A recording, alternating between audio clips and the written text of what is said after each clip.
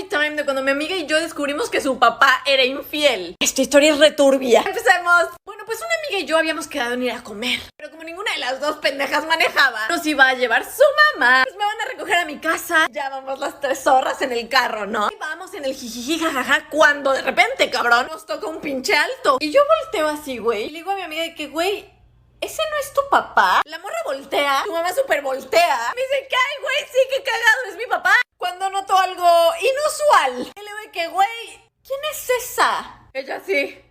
Y dice, mamá, ¿quién es esa? La mamá así.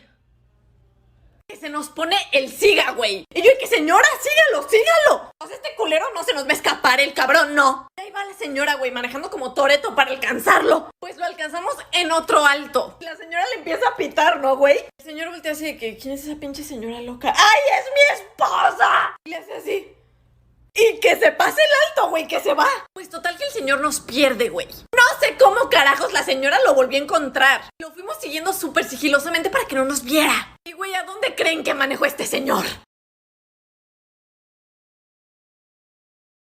Parte de cuando mi amiga y yo descubrimos que su papá era infiel. Ay, qué turbio. Bueno, pues les digo que lo íbamos siguiendo al cabrón. Pues sí, iba con una señora. De repente el señor llega a una casa. Y claro que no era la casa de mi amiga. Y se baja con esta señora. Pues lo que pasó en esa casa se los dejo a su imaginación, ¿verdad? O sea, yo tampoco sé, pero me lo imagino. El caso es que ya estamos las 3 en el carro así, no mames, ¿qué pedo, güey? ¿Qué acaba de pasar? Y le decimos a la mamá de mi amiga que, pues señora, tiene que hablar con él y enfrentarlo. O sea, que estamos todos de acuerdo de que el señor no fue a la casa a regar sus plantitas y ya, ¿verdad? Pues total que la señora nos dice que sí, que va a hablar con él. De esta siguiente parte, pues yo ya no fui testigo. Pero mi amiga me contó, güey, que su mamá lo enfrentó así, que te vi en el carro con esa pinche vieja y fuiste a su casa. Eres mi infiel de mierda. ¿Quién es esa? ¿Saben qué le dijo el señor a la esposa? Le dijo, ¿yo? ¿Me viste a mí? Y le dice, sí, cabrón, te vi a ti. Y le dice, no, yo no era. Se han de haber confundido. Yo no era. Y la señora le creyó, güey.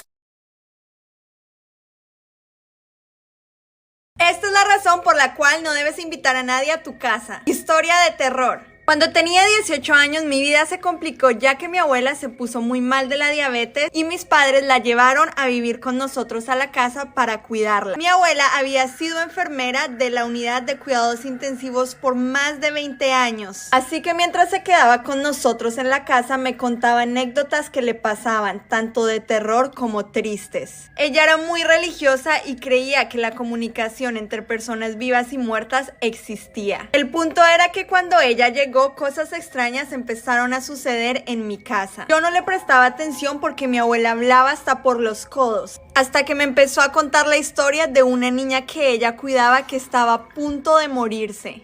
En todo caso, la niña sí falleció en el cuidado de mi abuela, y cuando mi abuela me estaba contando esa historia empezó a hablar súper extraño. Like y sígueme para parte 2.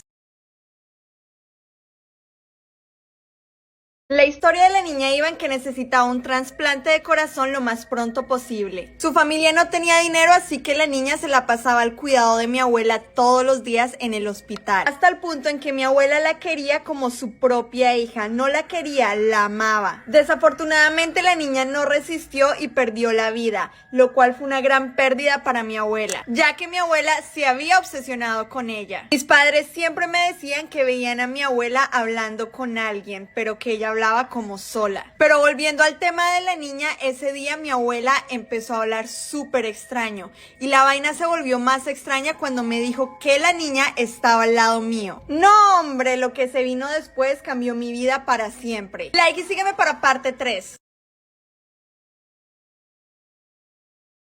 Desde ese día mi vida cambió para siempre, ya que me levantaba todos los días entre las 2 y las 3 de la mañana con mucho nerviosismo excesivo. Y pues le conté a mi abuela que desde la vez que me había contado esa historia no había podido dormir y ella se ofreció a dormir conmigo en las noches, lo cual fue el peor error. Pues mi abuela empezó a hablar completamente sola entre esas horas.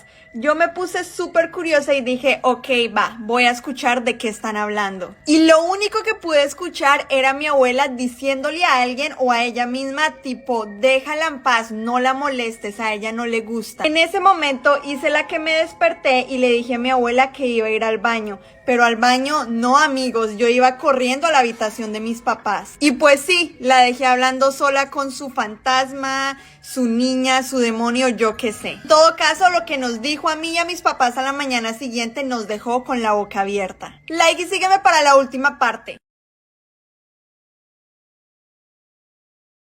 Mi abuela se sentó en la mesa del desayuno y dijo que se iba a ir de la casa porque no quería incomodar a nadie. Mis papás fueron de tipo, no te vayas, o sea, ¿quién te va a cuidar? Estás cometiendo una locura. A lo que mi abuela respondió, no, porque yo no estoy sola. En ese momento sentí mariposas en el estómago, pero de los nervios, porque sabía que estaba a punto de hablar de la niña fantasma. Y sí, le empezó a contar a mis papás la historia de la niña que se murió en su cuidado. Y les dijo que desde que esa niña se había ido, mi abuela no se pudo despegar de ella y la llevaba a todos lados. Pues que mi abuela no quería causar molestias porque la niña se había tipo obsesionado conmigo. En todo caso, mi abuela se fue de la casa y las cosas extrañas que pasaban dejaron de suceder. Y pues sí, me costó aceptar que mi abuela tenía un fantasma que la acompañaba a todos lados. Esta es la razón por la cual te debes fijar en lo que recojas en la calle. Yo provengo de un pueblo chiquito y más o menos cuando tenía 8 años me encontré un perrito bastante bonito. Lo mejor de todo es que tenía un collar con su nombre, lo que quiere decir que tenía una familia. Fui casa por casa preguntando quién era el dueño del perrito. Literalmente me tomó 2 días, pero el dueño no apareció. En últimas me lo llevé a mi casa y cuando mi mamá lo vio se sorprendió mucho. Ella sorprendida dijo que nunca había visto un perro como este, ya que lucía bastante sano y bastante bonito. La verdad se nos hizo extraño que no tuviera familia. Mi madre y yo sufrimos de violencia intrafamiliar y un día mi padre estaba golpeando a mi madre demasiado fuerte y el perrito fue y la defendió, pero para nuestra sorpresa en realidad no era un perro sino otra cosa. Y desde ese día mi vida cambió gracias a ese perro, que en realidad era... Like y sígueme para parte 2. El perro de Lucifer. Salí corriendo a la habitación de mis padres y pude ver a mi madre tirada en el suelo con múltiples puñaladas alrededor de todo el cuerpo, pues resulta que mi padre la había matado. Al lado de mi padre pude ver cómo había una figura que parecía como un demonio. Era exageradamente grande y tenía los ojos rojos, pues ese tierno cachorrito se había convertido en ese monstruo, y lo peor de todo no era eso. Como el collar del perrito estaba en el piso, lo primero que se me vino a la cabeza fue recogerlo y vi cómo tenía detrás de su placa unas palabras las cuales empecé a repetir un poco sorprendida y cuando las repetí no saben quién se apareció. Like y sígueme para parte 3.